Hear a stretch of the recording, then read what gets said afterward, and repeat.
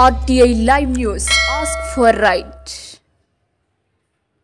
కొమరంభీం ఆసిఫాబాద్ జిల్లా సిర్పూర్ నియోజకవర్గం దహేగాం మండల పరిధిలోని గేరే గ్రామానికి చెందిన శ్రావణిని 9 నెలల నిండు గర్భిణితో పాటు కడుపులో ఉన్న బాల్యను పాపను శ్రావణి మామ సత్తయ్య అతి కిరాతకంగా కత్తితో గొడ్డలితో నరికి నడి రోడ్డుపై హత్య చేశారని కుటుంబ సభ్యులు మీడియాను ఆశ్రయించి కన్నీరు మున్నీరై రోధిస్తూ వెల్లడించారు. నాకు 2 కుమారులు, బిడ్డ అని ఎలాంటి ఆస్తిపాస్తులు లేవని రోడ్డెక్కడే రెక్కాడితే కానీ డొక్కాడని పరిస్థితిని నిరుపేద కుటుంబమని కూలీ నాలి చేస్తూ జీవనోపాధి గడుపుచున్నామని ఆవేదన వ్యక్తం చేశారు. గత సంవత్సరము పర్దన్ కులానికి చెందిన శ్రావణిని శేఖర్ అను అతడు శ్రావణిని పెద్ద మనుషుల ఒప్పందం లేక ప్రేమించి పెండ్లి చేసుకున్నారని కుల దుహంకారంతో కక్షతో మామ సత్తయ్య పథకం ప్రకారం శ్రావణి కుటుంబ సభ్యులందరినీ అడవికి కట్టెలకు వెళ్లాలని సూచించి అందరినీ అడవికి పంపి ఒంటరిగా ఇంట్లో నిర్దిస్తున్న శ్రావణిని కత్తితో పొడిచి ఆ తర్వాత ఇంట్లోకెళ్లి ఈడ్చుకుంటూ నడి రోడ్డుపై గొడ్డలితో నరికి హత్య చేశారని తెలిపారు. రాగెళ్ళ చిన్న గ్రామం. మరి ఈ గ్రామంలో మరి శ్రావ్య మరి ఆడ కూతురు, మరి తల్లిదండ్రులకు ఒకటే కూతురు, మరి 2 ఒక అన్న ఒక తమ్ముడు. మరి ఏదైనా ఆమె ఎస్టీల పుట్టుడు, ఆమెది దౌర్జన్యం కాదు, మరి అనాథ కాదు, దేవుడిచ్చిన బిడ్డ, ఒక బిడ్డ 2 కుమారులు. మరి తల్లి పేదరాలు, తండ్రి అమాయకుడు. మరి ఎంత వేదనతోని ఎంత బాధతోని ఆ 3 పిల్లలను తల్లిదండ్రులు కష్టపడి పెంచి పెద్ద చేసి చూడండి. అందము శాశ్వతము కాదు, కానీ అందం గల పిల్లను పేద కుటుంబంలో ఇచ్చుడు అది భగవంతుని కూడా తప్పు కాదు. కానీ అందమైన పిల్లలు ఉంటే మాత్రం అక్రమాలకు పాలు కావద్దు, దుర్మార్గతనం చేయొద్దు. అందము మోసకరం అని అన్నది కూడా అది వాస్తవం కాదు. గుణము అందరికన్నా గుణము గొప్పది, మానవత్వము గొప్పది, మంచితనమును బట్టి మెదలాలి. ఇప్పుడు ఈ నిండు సూరాలు రేపు మాపు డెలివర్ అయ్యే పిల్ల అది నరకాత్వ ఘోరం. మన కోడి పిల్లను కదా, కోడిని కూడా కోస్తే మనకు అయ్యో పాపం అనిపిస్తుంది రక్తం కారుతూ ఉంటే.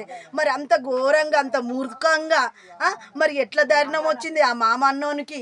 సరే నీకు కులం ఉంటే డెలివరీ అయినాక ఇడుపుగాదం చేసి ఆ పిల్లను ఆ కుమారుతోనో తల్లిదండ్రులకు అప్పచెప్పనుంటివి.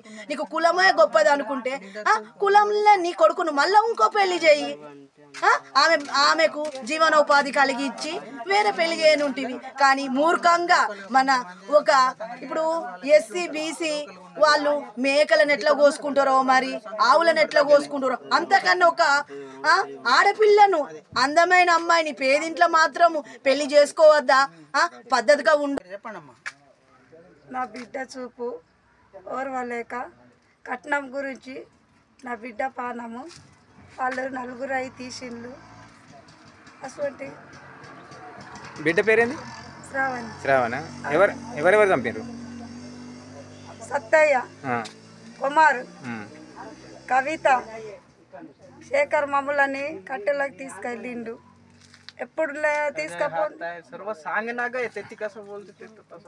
ఎప్పుడు తీసుకపోన్నాడు మమ్మల్ని బాధ పెట్టి కట్టెలు తెస్తామని బుద్ధిగారిచ్చి టాటేసేసి తీసుకుపోయి 5 కిలోమీటర్ల దూరం ఉంచి నా బిడ్డని వచ్చే వరకు ఇది ఏం జరిగిందన్నది కూడా ఆయనకు ఫోన్ వచ్చినా కూడా మాకు చెప్పలేదు.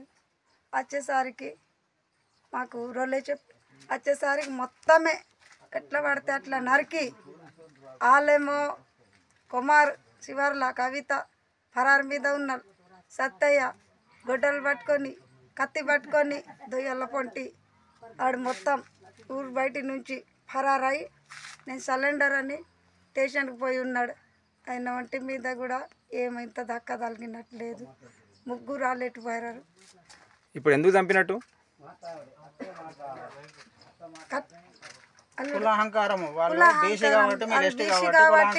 మేము ఎస్టీ కాబట్టి కుల అహంకారంతో ఇట్లా చంపింది. ఇప్పుడు అరెస్ట్ అయిన వాళ్ళు జైలుకి వెళ్ళిండ్రా? వెళ్ళలేదు, పోలీసులు తీసుకెళ్ళిండ్రా? ఒక్కడే ఉన్నాడు. ఈ శేఖర్ ఇట్లని పోయి ఉన్నాడు. ఇంకా ఆయనకు కూడా ఏం కాలేదు, వాళ్ళు దొరకలేదు. ఫరార్ మీద ఉన్నారు. 6 రోజులు అవుతుంది. మాకు ఈ న్యాయం జరిపియాలి, మాకేదన్నా చూపెట్టాలి. నా కొడుకు కూడా మా కుటుంబానికే అందరినీ బెదిరించి మమ్మల్ని ఇక్కడ ఉండనియకుండా అట్లా కూడా బయట మాట్లాడుకొని వాళ్ళు ఫరార్ మీద ఉంటే మేము భయపడి ఎక్కడ పోయి ఉండడో అదైనా కానీ మీలే మాకు చెప్పాలి. మేము వచ్చి ఇంటికాడ ఉండేటట్టు మీరు చేయాలి. మాకు కావాలి, మీరు కాపాడియాలి, మాకు న్యాయం జరపాలి.